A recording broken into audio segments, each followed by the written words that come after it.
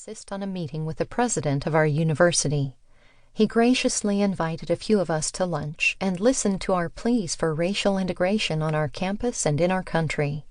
Our group fiercely debated questions about how religion should affect our lives, what the purpose of life is, and our right to challenge the status quo. Little did I know that we, along with countless other students, were planting the seeds for the coming civil rights movement and the Vietnam War protests. We were the forerunners and future leaders of Students for a Democratic Society, SDS, on our campus. This community was in every way a challenge to the establishment, and I felt that I was on the cutting edge of our culture, poised to change the world. But within this community, I had one more personal goal. I was searching for foundational truth to live by. I wanted truth that would anchor my life and give it meaning, truth that would enable me to really live, not just exist. I wanted my life to count. I wanted to make a contribution to the world. I didn't want to just blend in with everyone else and settle into a mundane routine for the rest of my life. I was searching for spiritual truths that would give my life purpose and passion. I wanted to take the road less traveled. Initially, my involvement in this group of students was exhilarating. I had never really wrestled with differing philosophies about life, and our studies stretched my mind and challenged my thinking. But as the months wore on, I became discouraged. Nearly all of our study centered on existentialism, a 20th century philosophical movement embracing diverse doctrines but centering on analysis of individual existence in an unfathomable universe and the plight of the individual who must assume ultimate responsibility for acts of free will without any certain knowledge of what is right or wrong or good or bad. At first, I found freedom in existentialism and its focus on individualism and self-determination. But as I explored the worldview more closely, I saw lots of ambiguity. I felt increasingly isolated as I thought about my inability to be certain about what was right and wrong. Was it all truly up to me?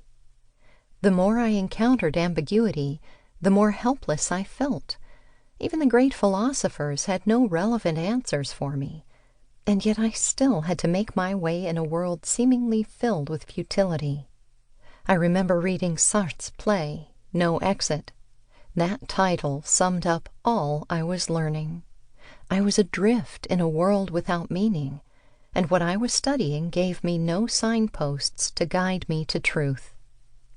I had entered the program to find pivotal truths to live by, but the far-reaching ideas presented in our discussions and seminars all seemed to come to the same conclusion. There are no absolutes, and you have to make your own way in an uncertain world. This pursuit became even more lonely because most of the people in our group were so concerned with their own issues that mutual support was rare. I was disheartened, to say the least. Was this all the great thinkers had to offer? Were these the definitive answers to life? Where else could I go to find truth? Was anyone else seeking to live like this? Could I find people who were willing to help and serve others, not just a cause? Without realizing it, I breathed a silent prayer. I want to walk to the beat of a different drummer, but I'd like the drum beats to communicate hope and a sense of what is true and right. I finished out my college years feeling somewhat unfulfilled. Marriage to Jack and teaching quickly followed my graduation and brought contentment, yet I eventually settled into the mundane routine I had so wanted to avoid. I began to think that perhaps life did consist in just making my own way and doing the best I could in the circumstances I was in. In my more honest moments, however, I still yearned for truth and wisdom, for something I could count on. When Jack and I had moved to a new city, I was still searching when Mary, a newfound friend, invited me to a luncheon, which I was somewhat surprised to discover had a Christian emphasis. As I listened to this